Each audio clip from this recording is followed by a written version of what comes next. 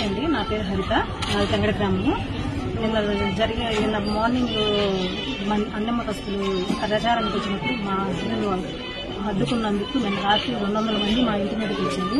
అందులో మా హస్బెండ్ గుళ్ళో ఉన్నారు, నేను పిల్లలు మా అత్తయ్య మావయ్య ఉన్నాము. మా మావయ్యకి కొంచెం హెల్త్ ఇష్యూ ఉంది, పిల్లలు భయపడితే అసలు చాలా ఏడ్చారండి. ఇది ఇలా చేయడం కరెక్ట్ కాదు. అసలు మీరే న్యాయం కోసం స్టేషన్కి వస్తే ఇంతవరకు మా మీద నేను పెట్టిన కేసు తీసుకోలేదు, బైనరీ పెట్టాలని మమ్మల్ని. నా పేరు జగదీష్, మాది తెంగడ గ్రామం. నిన్న మత ప్రచారానికి పాస్టర్ గారు వచ్చారు హిందూ ఇంటి దగ్గరికి.